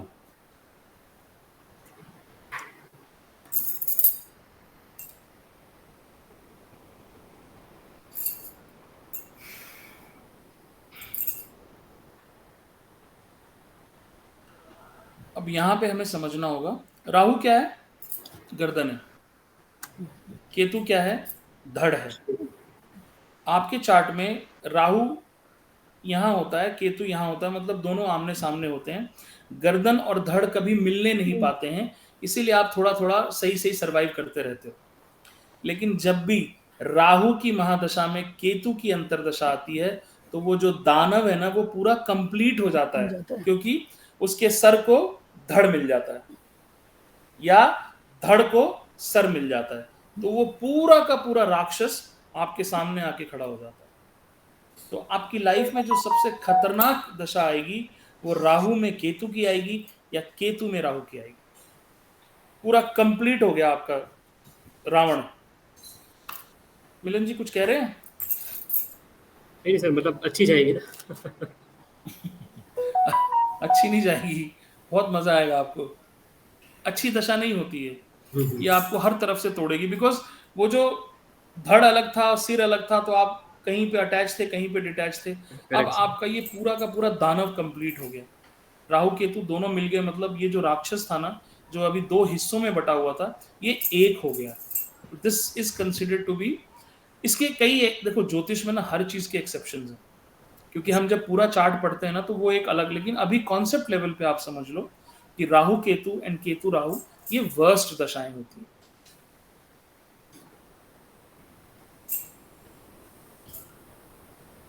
नेक्स्ट, ये मेरी फेवरेट और इंटरेस्टिंग दशा है। अच्छा, इसका इम्पैक्ट एक बार इसका इम्पैक्ट बताए थे, राहु में केतु, केतु में राहु, मतलब इम्पैक्ट थोड़ा सा एक जनरल आइडिया जैसे कि आपने कहा कि धड़ को गर्दन धड़ मिले, को सर मिल गया हाँ है ना, करेक्ट। तो अब राक्षस कंप्लीट हो गया आपका। हम्म अब ये मतलब जनरली क्या हो रहा था, राहु कह रहा था आप रिस्क लो, लेकिन केतु कह रहा था कि नहीं नहीं रिस्क मत लो, क्या मतलब रखा है। अब आपकी जो डिजायर्स है ना वो अलग लेवल पे चलेगी, आपकी जो एम्बिशंस है ना वो अलग लेवल पे चलेगी। सपोज आप पैसे के लालची हो, अब जब आपकी राहु में केतु की दशा आ गई ना, आपने पैसों के लिए गलत काम करना शुरू कर दिया। आपके मतलब जितने उल्टे सीधे काम आप दिमाग में सोच सकते हो ना, नशा, सपोज 6th हाउस में कनेक्शन बन गया, सॉरी 5th हाउस में बन गया, आप क्या करोगे, एंटरटेनमेंट के लिए नशा करने लग जाओगे। राहु केतु मिल गए साथ में, और राहु केतु में ना हमेशा राहु केतु को डोमिनेट करता है, क्योंकि दिमाग हमेशा शरीर को डोमिनेट करेगा। राहु बुद्धि है, केतु शरीर है, तो केतु बेचारा चुप होके ना राहु की बात सुनने लग जाता है। ओके, और ये आप लोग के पास लिमिटलेस थॉट प्रोसेस है। आप लोग खुद सोचो कि जब राहु केतु मिलेंगे तो व्यक्ति के साथ क्या क्या हो सकता है। आप उसकी रिस्क टेकिंग एबिलिटीज बहुत बढ़ जाएगी, और उसमें उसको लॉस होगा, किसी को भी थप्पड़ मार देगा, किसी के साथ भी पंगा ले लेगा, सोचेगा ही नहीं, क्योंकि सोचना है ही नहीं उसको। राहु क्या करता है, सपोज राहु की महादशा में वीनस की अंतरदशा आ गई, ठीक है, करेक्ट। अब राहु खुद कुछ नहीं करता, क्योंकि खुद वो कुछ कर ही नहीं सकता, उसके पास शरीर नहीं है। तो प्रयोग किसका करेगा, वो जो अंतरदशा का प्लैनेट है ना उसका इस्तेमाल करता है। अब जब राहु में वीनस आएगा, वीनस क्या है, लग्जरी है, ऐश्वर्य है, तो वीनस उसको वीनस को वो क्या कहेगा, ये काम कर। अब वीनस, अच्छा वीनस क्या करेगा कि भाई आप एक अच्छे मतलब अपने अच्छे रिलेशनशिप में रहो। राहु वीनस को क्या कहेगा कि छोड़ना, क्या रिलेशनशिप में रखा है, तू एक काम कर, तू बहुत से लोगों से संबंध बनाना शुरू कर दे। राहु का क्या काम है, वो वीनस को गुमराह करेगा। या जैसे मान लो राहु की में जुपिटर आ गया, क्या करेगा, राहु जुपिटर को क्या कहेगा कि गुरुजी आप तो बड़े स्पिरिचुअल हो, लेकिन आप एक काम करो, अब एंटी स्पिरिचुअल हो जाओ। राहु जब भी किसी प्लैनेट के साथ आता है ना, उस प्लैनेट का इस्तेमाल करता है अपना काम सिद्ध करने में, उस प्लैनेट का दिमाग खराब कर देता है। तो राहु और केतु जब आते हैं तो केतु तो वैसे ही सरेंडर कर जाता है राहु के सामने। ये बहुत खराब दशा होती है। हाँ, लेकिन इसका किसी ने अच्छा इस्तेमाल कर लिया तो वो इस दशा में सक्सेसफुल भी हो सकता है, वो एक अलग मतलब टॉपिक है। अगली दशा जो बहुत इंटरेस्टिंग दशा है, जिसमें आप बहुत से क्वेश्चंस पूछोगे, शनि में शुक्र और शुक्र में शनि। अब देखते हैं अपनी बुद्धि का इस्तेमाल कौन करता है। शनि में शुक्र और शुक्र में शनि, इनमें से बैड दशा कौन सी होगी, शनि में शुक्र या शुक्र में शनि? शुक्र में शनि। सर शनि में शुक्र में शनि, शनि में शुक्र, ठीक है। तो पहले कल्पना जी अपना लॉजिक देंगी, फिर मिलन जी अपना लॉजिक देंगे। सर अब इधर तो सैटर्न है, सैटर्न के घर में वीनस आए हैं, सैटर्न के ऊपर वीनस आए हैं, तो वीनस नहीं, बेसिकली महादशा दोनों किसकी, हाँ? आपने जो बोला उसमें महादशा किसकी है? सैटर्न की महादशा है और वीनस आए हैं। हाँ, वीनस आए हैं, तो ये हाँ, दशा आप कह रहे हो खराब होगी। ये दशा इतनी अच्छी नहीं होगी, इतने सैटर्न में वीनस नहीं सर, ये दशा अच्छी होगी, वीनस पे सैटर्न आएंगे वो दशा खराब होगी। वीनस में सैटर्न आएंगे, ठीक है। वो दशा मिलन जी खराब आप क्या कह रहे हैं? सर शनिदेव के महादशा में शुक्रदेव की अंतरदशा, it's not a very good दशा।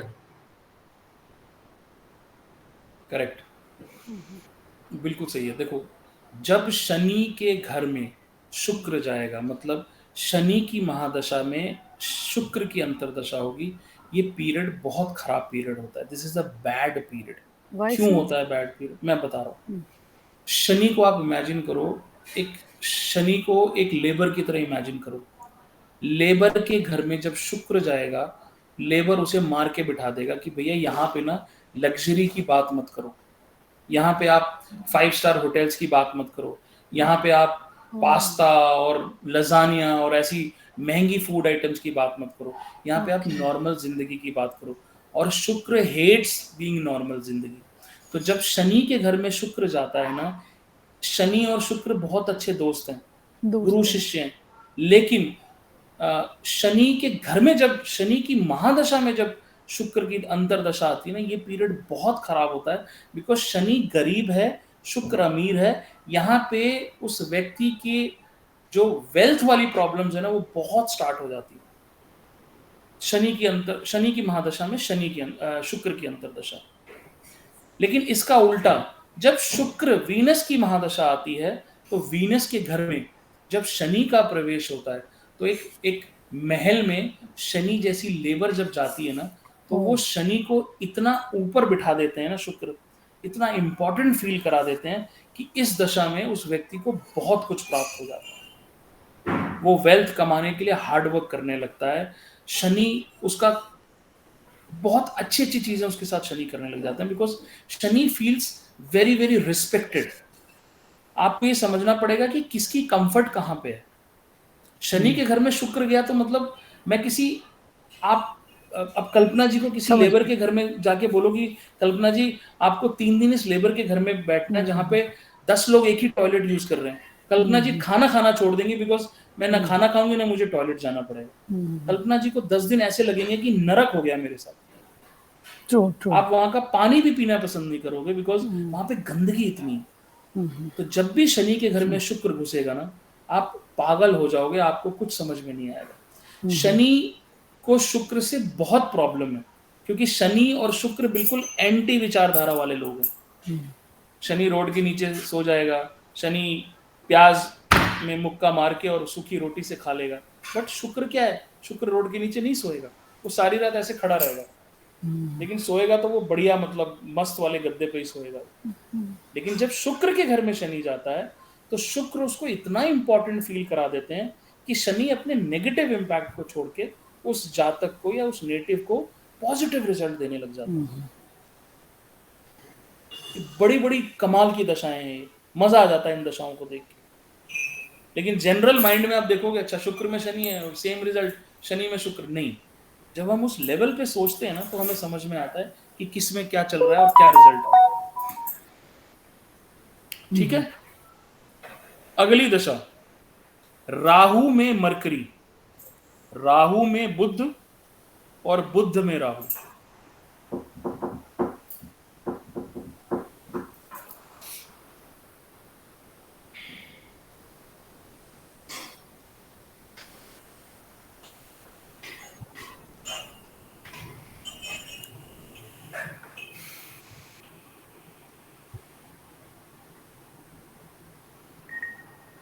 राहु को मरकरी बहुत पसंद है।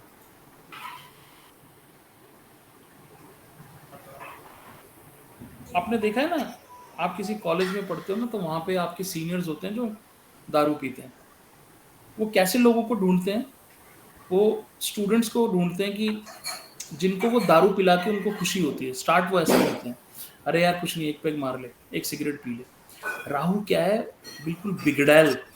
और राहु को जब 16 साल का बच्चा मिलता है ना, तो राहु को एक पोटेंशियल टारगेट मिल जाता है। और वो बच्चा कौन है, वो बच्चा मरकरी इज अ प्रिंस, राजघराने का बच्चा है जिसके पास बहुत पैसा है। तो राहु को मरकरी ना बहुत पसंद आता है, क्योंकि राहु को ये समझ में आता है अच्छा मुझे मिल गया एक सॉफ्ट टारगेट, अब इस बच्चे को मैं कैसे भी बिगाड़ सकता हूँ, कुछ भी करके इस बच्चे को मैं बिगाड़ सकता हूँ। तो जब भी राहु की महादशा में मरकरी आता है ना, तो ये बहुत अच्छे रिजल्ट देती है, क्योंकि राहु को मरकरी मिल जाता है, मतलब जातक को आनंद आ जाता है। अब आप सोचो कि मरकरी की महादशा में जब राहु आता है,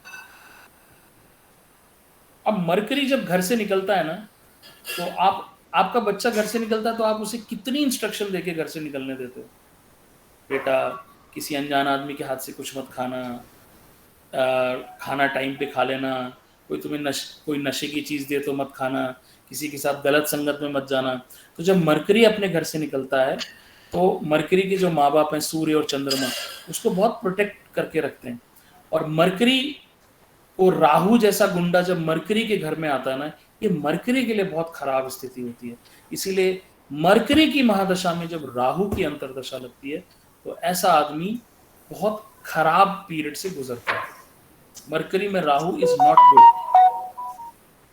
बट राहु में मरकरी इज एक्सीलेंट।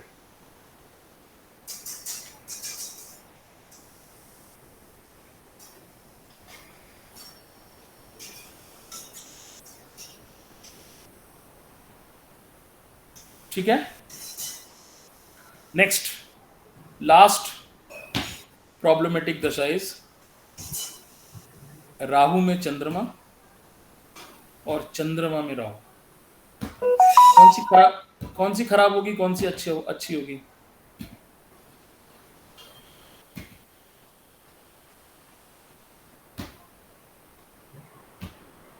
सर चंद्रमा में राहु इतनी अच्छी नहीं होगी। और राहु में चंद्रमा? तो वैसे तो दोनों बुरी ही है, लेकिन चंद्रमा में राहु थोड़ी और डिस्टर्ब करेगी। यही करेक्ट आंसर है कि ये दोनों ही दशा ना बहुत बकवास दशा है। रानी साहिबा किसी गुंडे के घर में जाएं या रानी साहिबा के घर में गुंडा आ जाए, हमारे चंद्रमा हमारा मन है। जब भी राहु क्या करता है चंद्रमा के साथ?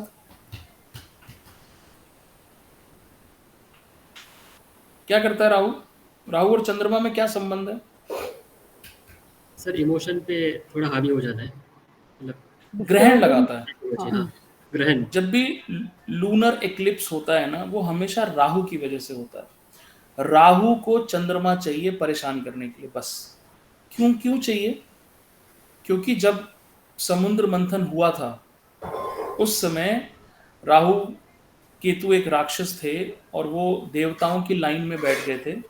और क्या नाम था उनका? मोहिनी, विष्णु जी जो सबको अमृत पिला रही थी। तो चंद्रमा ने उनकी कंप्लेंट कर दी थी कि भाई ये जो तुम जिसको अमृत पिलाने जा रहे हो ये एक्चुअली में एक राक्षस है। तब से राहु का सबसे बड़ा दुश्मन है चंद्रमा। तो राहु में चंद्रमा की जब भी अंतर्दशा आएगी या चंद्रमा में राहु की अंतर्दशा आएगी, इस पीरियड में आपका मानसिक संतुलन खराब हो जाएगा। आप इमोशनली पागल हो जाओगे, आपके रिलेशनशिप्स को खराब कर देगा। आप जैसे होता है ना, कई बार हम किसी रिलेशनशिप में होते हैं तो सामने वाले ने मान लो हमें फ़ोन किया, मैसेज किया और हम फ़ोन नहीं उठा पाए तो हम एक कर्टसी के लिए सॉरी बोल देते हैं।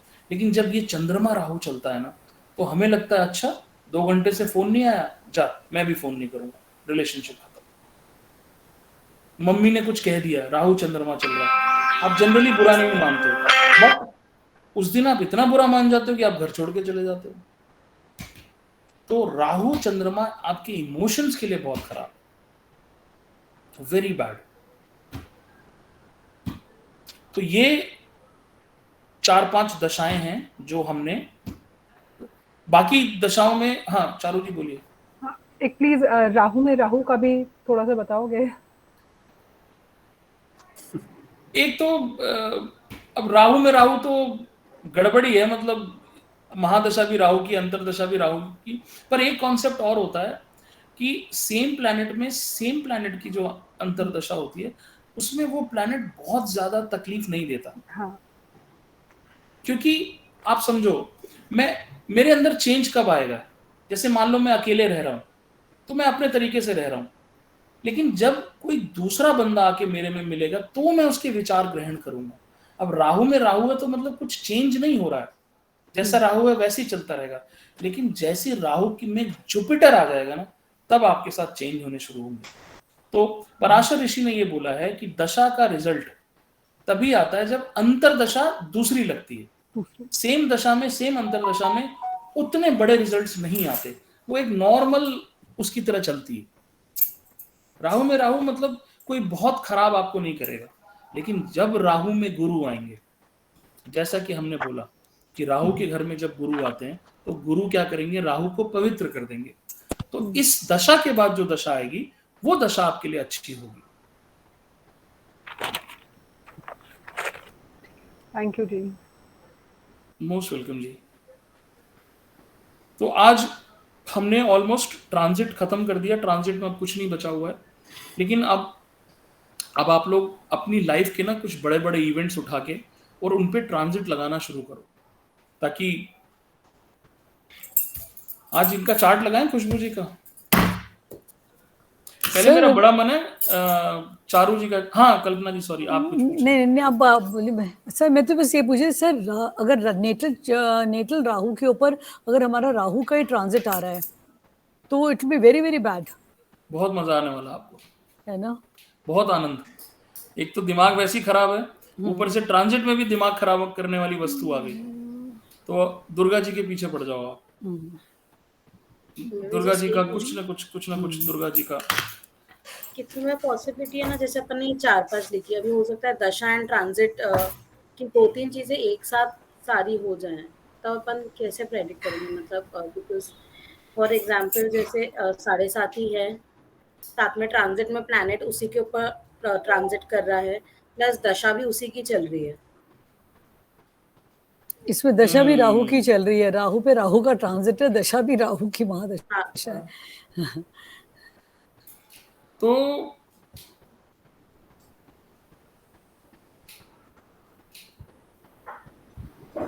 देखो रिजल्ट तो वहीं से आएगा जहां पे राहु बैठा हुआ है, जिस घर में। मतलब ये तो कंफर्म है कि कौन सी चीज का रिजल्ट आएगा, वो जहां पे राहु बैठा है और जहां राहु देख रहा है, मतलब दृष्टि और बैठक का ही रिजल्ट आएगा। उसके अलावा बाकी हाउसेज में राहु परेशान नहीं करेगा। तो सबसे पहले तो लेवल 1 पे आपको क्या करना है कि जो इतना बड़ा होराइजन है ना कि हम क्या क्या देखें, उसको छोटा कर देना है कि वो किस house is the platform basically. अब कुकर के अंदर अगर आपने दाल रखी है ना, तो सीटी चाहे 2 बने चाहे 4 बने, एक्चुअली में कुकर के अंदर से निकलेगी दाल ही, वो मटन नहीं बन जाएगा। जनरली आप मटन में 5 या 6 सीटी लगाते हो, तो हम दाल में अगर 6 सीटी लगा दें तो ऐसा नहीं कि वो मटन में तब्दील हो जाएगा, वो बनेगी दाल ही, भले ओवर गली हुई दाल बन जाएगी। तो ये हमें क्लियर हो गया कि जिस भी प्लेटफॉर्म के ऊपर राहु बैठा है, रिजल्ट वहीं के आएंगे, और राहु जहां देख रहा है रिजल्ट वहीं पे आएंगे। तो फोकस उसी एरिया में करो। अब आप देखो कि अब जैसे एक मार्किंग की स्कीम होती है कि +1 -1, +2 -2, +3 -2, तो मतलब ओवरऑल आप देखो कि कितने पॉजिटिव्स हैं कितने नेगेटिव हैं, उसके बेसिस पे आप बता सकते हो कि ठीक है यार ये दशा बहुत खराब नहीं जाएगी। लेकिन आपको -3 मिल गए, 1 माइनस, 2 माइनस, 3 माइनस, हेल्थ भी गया, पैसा भी गया और इज्जत भी गई, खत्म। वो 7.5 आदमी को बर्बाद कर देगी। ऐसा होता है ना 7.5 में, सब कुछ तन मन और धन तीनों तरह से आप गए, रही कुछ इज्जत समाज में चली गई। अभी मेरे घर के पड़ोस में एक बहुत बड़ी घटना हुई है कल परसों। मेरी वाइफ ने मुझे आज सुबह ही बताया, और पता नहीं मुझे क्यों बता रही थी, आई डोंट नो, बट वहाँ पे कोई मेड काम करती थी, तो उस घर के हस्बैंड ने मेड को कहीं पे टच किया और सीधा मेड जो है वो पुलिस स्टेशन चली गई। एंड उसके बाद काफ़ी मतलब ड्रामा हुआ हमारे सेक्टर के अंदर, और बहुत। अब वो आदमी सोचो, उस मेड ने जो कंप्लेंट कर दी पुलिस में जाके, मतलब उस आदमी की इज्जत गई। पहली बात, जिंदगी भर उसके घर में कोई मेड तो काम करने से रही। दूसरा, जब भी वो घर के बाहर निकलेगा, मतलब सारी दुनिया उसको एक हे दृष्टि से देखेगी। खुद की वाइफ मतलब उसको जब भी देखेगी ना, ऐसी दृष्टि से देखेगी। मतलब आप सोचो ना, इस इम्पैक्ट को आप क्या समझते हो? ये एक लाइफ लॉन्ग इम्पैक्ट हो गया उसके ऊपर। अब उसके घर में जो छोटे बच्चे हैं, मान लो उसकी कोई बेटी है, अब बेटी की फ्रेंड मान लो उनके घर में आती है, तो जो फ्रेंड के माँ बाप है वो क्या कहेंगे? बेटा उनके घर मत जाना, उनके पापा बहुत खराब है। अब सोचो ना, ये ऐसा इम्पैक्ट कितना कितना नेगेटिव हुआ ये। तो ये कुछ मतलब उसका, मैं तो अपनी वाइफ से कह रहा था कि उसका चार्ट मिल जाएगा क्या, उसका डेट ऑफ बर्थ, ताकि मैं देखूं कि क्या प्रॉब्लम है। तो लेकिन अभी थोड़ा सा हमें और भी कॉन्सेप्ट पढ़ने हैं। अभी मैं नवांशा पे काम कर रहा हूँ ना कल्पना जी, आप यकीन नहीं करेंगे, मेरी बुद्धि पूरी चेंज हो गई नवांशा के बाद से। Is it? So excited for the next class. Sir एक क्लास भी एक हफ्ते बाद आती है, बीच में एक आ जाए ना तो ज्यादा बेटर है। पर आपने बोल दिया नवाया, वो एक हफ्ते तक कुट लगा रहेगा, मींस 1 वीक के बाद नहीं, नवांशा आपसे पे ज्यादा Kalpana ji, I am dying to teach navamsha. क्योंकि नवांशा पढ़ने के बाद ना मेरे घोड़े खुल गए दिमाग के। मैंने कहा यार वाह, क्या शानदार प्रेडिक्शन है। आपने घर खरीदा, घर से आपको सुख मिल रहा है नहीं मिल रहा, सीधा नवांशा का चौथा हाउस देखना हमको। नवांशा में अगर चौथा हाउस आपको अच्छा दिख गया, मतलब ये व्यक्ति घर खरीदेगा, इसको घर का सुख मिलेगा। आपके बच्चा पैदा होने वाला, आप देखो उस बच्चे का स्वास्थ्य कैसा रहेगा, आप नवांशा का 5th हाउस देख लो। अगर नवांशा का 5th हाउस अच्छा है तो मतलब ये बच्चा बढ़िया जाएगा। इतनी शानदार चीज है नवांशा। तो नवांशा पे ऐसी नहीं, मतलब 3 कुंडली हम हमेशा लगाते हैं, लग्न चार्ट, मून चार्ट और नवांशा चार्ट, इसीलिए नवांशा से ही देख के सारी प्रेडिक्शन लोग कर देते हैं।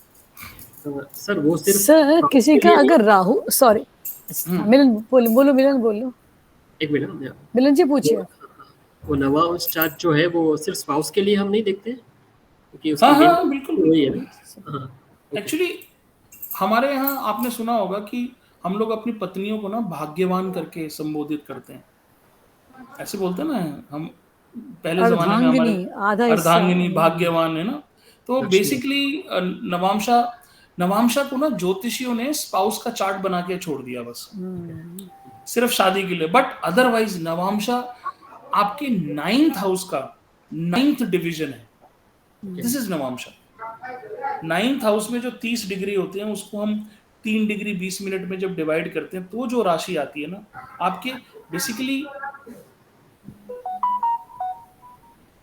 ओके, लग्न क्या है आपका, बुद्धि है।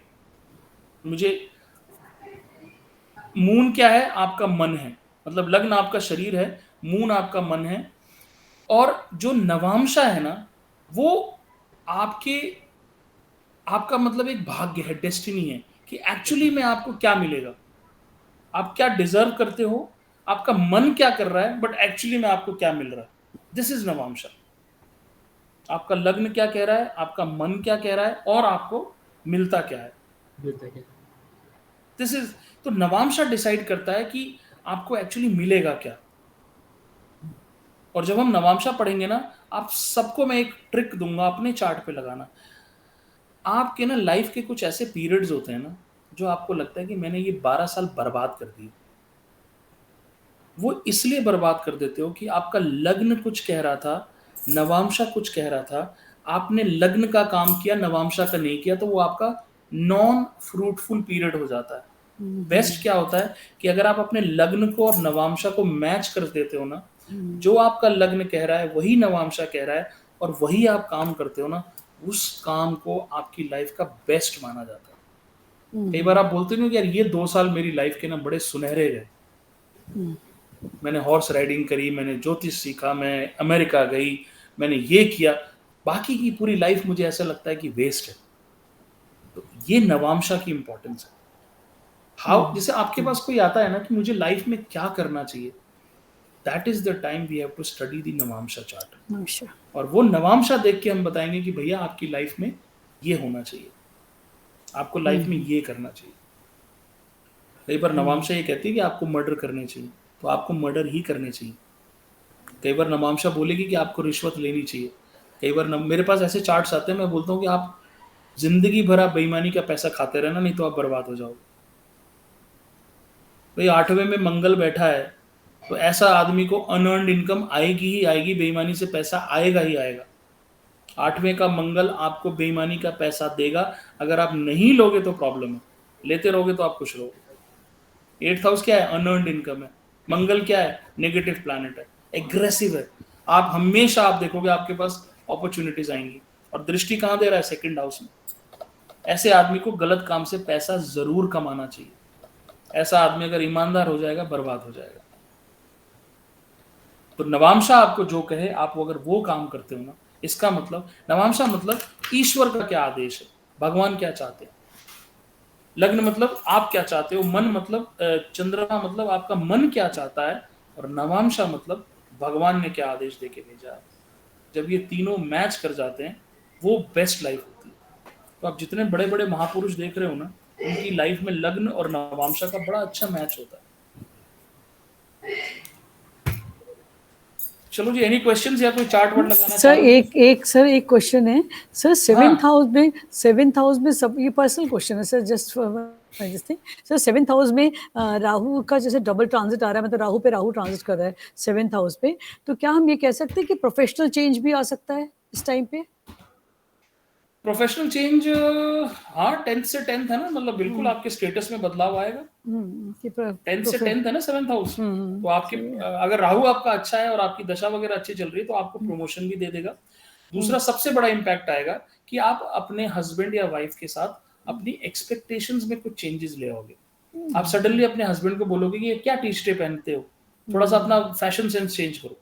और तीसरी चीज जो आपको इम्पैक्ट करेगी, 7th हाउस से हम ट्रैवल भी देखते हैं, तो राहु जब ट्रांजिट करेगा 7th हाउस से तो आपको ट्रैवल कराएगा वो, या आपका किसी एग्जॉटिक डेस्टिनेशन पे ट्रैवल करने का मन करेगा। अच्छा, अब इसकी मैं रेमेडी बताता हूँ आपको। आप अपने 7th हाउस को यूटिलाइज करो।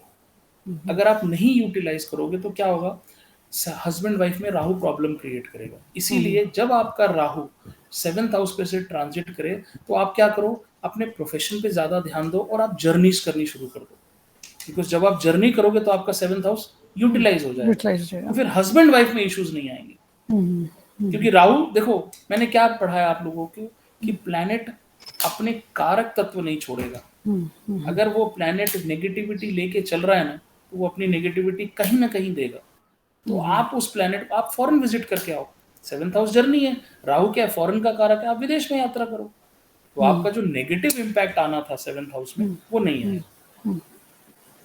अच्छा, 7th हाउस का राहु एस्पेक्ट किसको करेगा, लग्न को करेगा। लगन को करेगा, तभी तो सारी प्रॉब्लम क्रिएट करेगा ना, कि आपकी बुद्धि को हरना शुरू कर देगा वो। अजीब, आप एरोगेंट हो जाओगे। आपको लगेगा कि मैंने इतना ज्योतिष सीख लिया कि ये मृत्युंजय को क्या आता, कुछ नहीं आता, मेरे को ही आता सब कुछ। मतलब गुरु को ही आप कुछ नहीं समझोगे। या आपको लगेगा कि यार मेरे पास इतना पैसा हो गया, मेरे आस पड़ोस वाले कुछ नहीं है। अजीब सा एरोगेंस दे देगा आपको। मेरी बात सुनो, मैं कह रही हूं ना, मेरी सुनो। आप लिसनिंग कम करोगे, आप बोलने ज्यादा लगोगे। ओके। आपके सीधे माइंड पे इफेक्ट करेगा वो। तो इसीलिए आप क्या करो, अपने 7th हाउस को काम पे लगा दो। आप एक छोटा मोटा बिजनेस खोल लो, जिसमें कोई रिटेल का आउटलेट खोल लो, या बेटा पानी लाना, कोई ऐसा मतलब कुछ भी ऐसा छोटा मोटा जिससे कि आपका 7th हाउस एंगेज हो जाए। ठीक है सर, थैंक यू सर। तो अगर आप उस हाउस को एंगेज नहीं करोगे ना, तो वो हाउस फिर अपने इफेक्ट देना शुरू कर देगा। Sir actually this is my son's this thing, और उसकी तो वैसे ही बहुत ट्रैवलिंग बहुत होती है, बहुत ज्यादा ट्रैवल करता है। उसको बोलो लगे रहो बेटा ट्रैवलिंग में, कोई दिक्कत नहीं, बहुत ट्रैवल करो। उसकी ट्रैवलिंग बहुत है। हाँ, बस बस देखो व्हाट आई वाज थिंकिंग कि जॉब चेंज करा के भी दूसरी जगह ट्रांसफर कर सकता है क्या वो, इसलिए पूछ रही हूं। 100% कराना चाहिए। स्टेटस चेंज होगा ना उससे, तो आपने काम पे लगा दिया। अच्छा, अगर किसी रिलेशनशिप में, तो वहां पे थोड़े से इश्यूज आपको वो बताएगा, अगर आपसे ओपन है तो। आई डोंट नो कि उन्होंने बताया है, डिस्क्लोज किया है कि नहीं किया है। नहीं, अभी तो कुछ नहीं। हाँ, मतलब आपको लग रहा है, बट हो सकता है हो। That I need to go to my daughter-in-law then. तो अच्छा, पर अच्छा, ये दिस इज हाउ अपने अपने घर वालों के चार्ट्स में ही आपको बहुत कुछ सीखने को मिलता है। डेफिनेटली प्रमोशन भी हो सकता है, कहीं बाहर ट्रांसफर भी हो सकता है, और थोड़ा सा आदमी एरोगेंट दिखाई देगा आपको। मैं हूँ, मैं कह रहा हूँ। मैं की भावना ना 1.5 साल तक रहेगी उनके अंदर, रहेगी। और इस ट्रांजिट के राहु का चारू जी। इम्पैक्ट, हाँ, ये जो ट्रांजिट के जो बताइए। राहु है उसका इम्पैक्ट फिर वो दृष्टि के हिसाब से भी पड़ेगा, जैसे कि 5th दृष्टि, 7th दृष्टि और 9th दृष्टि, जहाँ 5, 7, 9 की दृष्टि जहां जहां पड़ेगी। राहु जो है ना, थोड़ा शनि से भी ऊपर की चीज है। तो आप अपने चार्ट में देखो ना, राहु कहाँ से।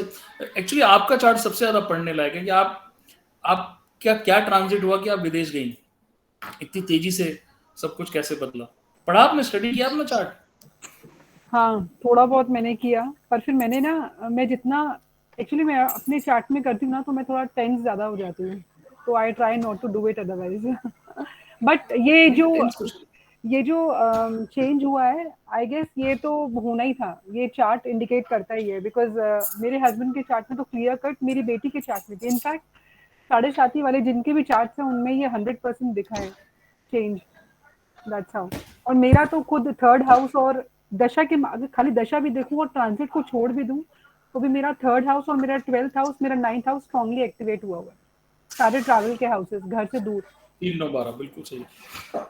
तो जैसे मैंने बताया ना कि आपको इम्पैक्ट कहाँ पे आएगा, जिस हाउसेस में आपको, तो सिर्फ 3 9 12 का इम्पैक्ट आएगा। विदेश चले गए 12 से। अच्छा, एक चीज मैं पूछ रही थी, ये मेरा भी एक क्वेश्चन है। एक्चुअली पिछले दिनों किसी का चार्ट स्टडी किया था मैंने। मजे की बात तो ये है, उसकी भी 7.5, मतलब मेरे पास जितने भी चार्ट आ रहे हैं ना, मतलब जो भी मैं देख रही हूँ सीखने के हिसाब से ही सारे साढ़े, मतलब शनि की 7.5, उसका 34 इयर्स का एक आदमी है और उसका 7.5 का फेज चल रहा है भाई जॉब के लिए कि भाई जॉब चेंज करना है, जॉब चेंज करना है, क्या करूं क्या करूं। उसका शादी नहीं हुई है और वो शादियों के लिए लड़की देख रहा है, ठीक है। और उसका शुक्र उसका 6th हाउस में बैठा है। तो शुक्र जो कि प्यार का कारक है वो अपने से, मतलब 7th हाउस 6th का, मतलब 7th हाउस का वही 6th हो गया और वहां पे शुक्र बैठा है। तो मैंने उसको ये बात बोली थी कि भाई ऐसा है, तू शादियां अगर रिजेक्ट करता रहेगा लड़कियां तो तुझे मिलने वाली नहीं है तेरी पसंद की। तो जो मिल रही है और अगर ठीक लग रही है हिसाब किताब के हिसाब से तो पकड़ ले शादी, मतलब कर ले, उसमें ज्यादा सोच विचार करने की जरूरत नहीं है। चारू जी, इसकी एक बहुत अच्छी रेमेडी है। हाँ, मैं आपसे यही पूछने वाली थी, कुछ अगर रेमेडी है तो मुझे बताओ, नहीं है उसकी, किसी का भला हो जाएगा। उसको बोलो कि कोई रिलेशनशिप करे और उस रिलेशनशिप को ब्रेक कर दे, या किसी लड़की से मतलब काफी आगे तक शादी की बात करे और एक जैसे होता है ना एंगेजमेंट तोड़ देना, या किसी रीजन से उस लड़की से आगे ना बढ़ना, क्योंकि वीनस अपने से 12th में चला गया तो वो पक्का एक रिलेशनशिप को खराब करेगा। अच्छा, वैसे बाय द वे मैंने उससे ये बात पूछी थी कि तेरा कोई पहले रिलेशनशिप ब्रेक हुआ है क्या, मतलब कुछ हुआ था ऐसा, तो उसने कहा था कि हुआ है और अगर मैं नहीं करता तो शायद मेरे पेरेंट्स अग्री नहीं करते, इसलिए मैंने शादी तक बात पहुंचने दी, लेकिन काफी इम्पैक्टफुल रिलेशनशिप था, उसने ये बात बोली वैसे। तो पर वैसे 6th हाउस का जो वीनस होता है ना, अगर आप ऐसे लोगों को मेंटली प्रिपेयर नहीं करते हो टू एक्सेप्ट रिलेशनशिप्स, उनकी रिलेशनशिप में प्रॉब्लम आती है। मैंने क्या पढ़ाया था कि वीनस छठे घर में जाके मरण कारक हो जाता है। तो वीनस कहाँ कहाँ प्रॉब्लम देगा, आपके रिलेशनशिप में 100% प्रॉब्लम देगा। आप दूसरे व्यक्ति को समझ ही नहीं पाओगे कि इसका नेचर क्या है। आपको ना बहुत आसान लगता है लोगों से रिलेशनशिप तोड़ देना। आपको ये लगता है यार इतने तलाक हो रहे, मेरा भी हो जाएगा, क्या फर्क पड़ता है। You don't want to sustain in that relationship, because जो सस्टेनेंस का ग्रह है, जो रिलेशनशिप का ग्रह है, वो खराब हो गया। और वीनस 6th में बैठ के ना 12th को देखता है। 12th is all about bedroom problems. Venus जब मरण कारक होकर 12th में देखता है ना, तो सबसे पहले जो मनुष्य के फिजिकल रिलेशन है उनको खराब करता है। और बॉन्डिंग हस्बैंड वाइफ के बीच में मतलब फिजिकल रिलेशन इज इम्पोर्टेंट। तो थोड़ा सा, और शुक्र की रेमेडी करा दो, सफेद चीजों का दान करवा दो उसको, जितना शुक्रवार के दिन, मतलब आटा, चीनी, मैदा, दही, दूध, इनका दान करे, और ओम शूम शुक्राय नमः, हाँ, ये इसकी चैंटिंग 108 बार रोज सुबह करे, वो सही हो जाएगा। इसमें थोड़ा रेमेडी, अगर क्योंकि अब उसकी शादी नहीं हुई, अपन उसे बोल सकते हैं ना ऐसे जिनसे शादी करे जो 6th हाउस का काम कर रहा हो। हाँ, तो लॉयर हो, डॉक्टर हो, या फिर बैंक में हो, लोन, रोग, रिपो ऋण, ऐसे हाउस से काम करेगा, अच्छा होगा, बहुत बढ़िया होगा। वेरी गुड खुशबू जी, कमाल, एक्सीलेंट खुशबू। चलो जी, अगर फर्दर क्वेश्चन नहीं है तो आज बड़ी माँ की कृपा है कि हमारी क्लास जल्दी खत्म हो गई, नहीं तो हम हमेशा 1 बजे को क्रॉस करते हैं। तो thank you so much everyone. Mishra ji, कोई प्रश्न है आपकी तरफ से?